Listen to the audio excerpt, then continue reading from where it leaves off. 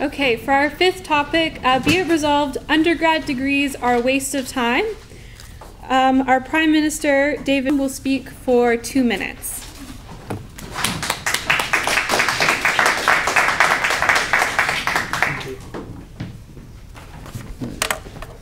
Thank you, Madam Speaker.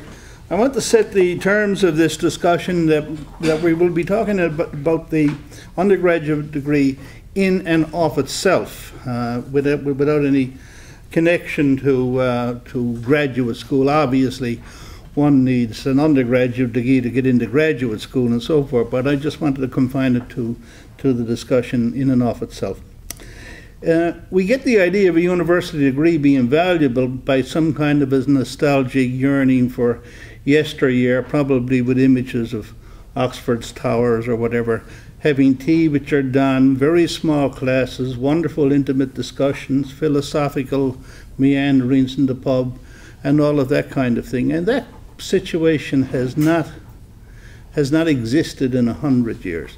The undergraduate experience these days more likely to be very, very large classes where there is very little opportunity for discussion.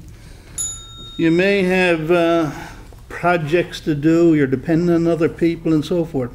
All of this could be replaced simply with personal reading, so there's no need to spend a lot of money going to a university for the education aspect.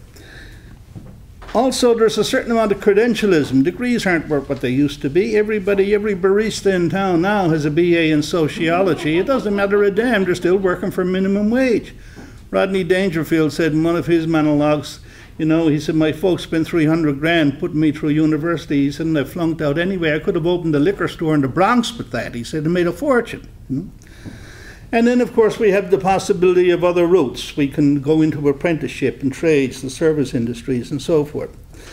And why is there such an emphasis on education anyway? Because they want to turn out more and more PhDs, more and more engineers, because if you flood the market, you can depress the wages downward. And that's the whole business. We're on a treadmill to the establishment. Thank you.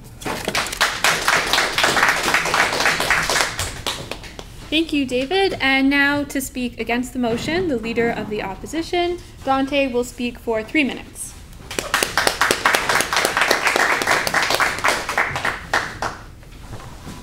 Hi, I'm Dante. I'm an undergraduate student.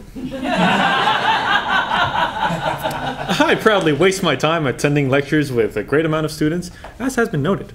In these lectures, I do learn a few things, and there aren't such intimate discussions that happen in the lectures.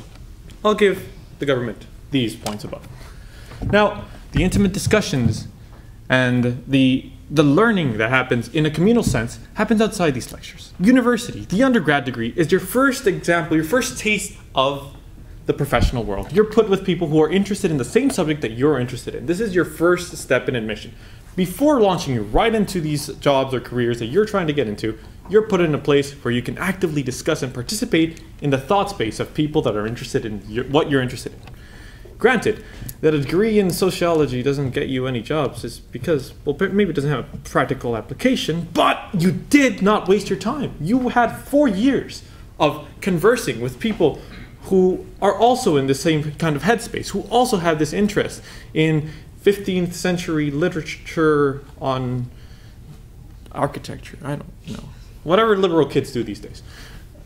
But the point stands that university in of itself is an experience. That is my first point.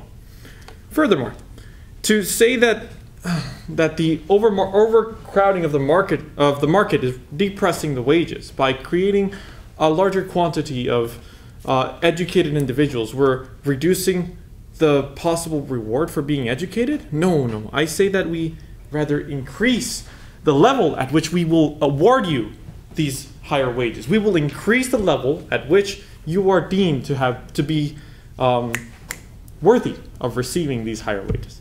This is my point of view. By having a greater educated community of people not wasting their time, we find that those that are further educated become more valuable and have to work harder to stand outside the norm, which is, as always, progress.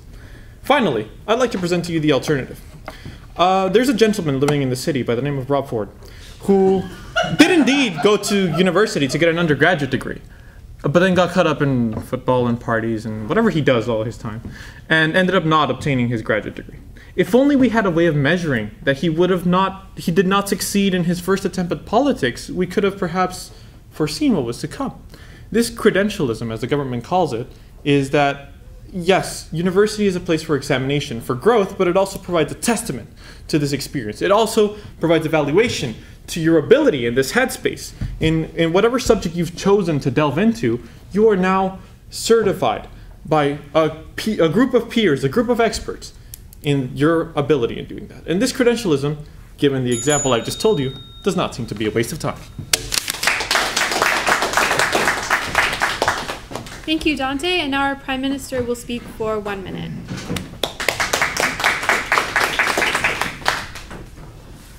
The Leader of the Opposition spoke about the wonderful, stimulating life outside the university. I remind you that we are talking about the undergraduate degree, not necessarily the life that surrounds it. The point is that these days, students do not have time to go off to the pub and talk about the meaning of life or anything else, because as soon as they get out of that class, they're running off as the barista, the coffee shop, to make enough money to pay for the tuition. He's very, very hard up for examples. He said whatever literature students study nowadays, 15th century architecture, I'm not sure I see the connection there, but anyway, okay. He said that despite the credentialism, perhaps we can reward people accordingly to their merits on the basis of simply what? I said that it's supply and demand. If you can flood the market with engineers, you can depress the salaries of engineers. That's simple market economics. And then finally, he mentioned our beleaguered mayor as an example of what? I don't know if he passed university, but he's certainly no argument for an undergraduate degree, that's for sure. Thank you. Thank you, David. Can I see a show of hands for the motion? And against the motion? The motion is defeated. Dante wins.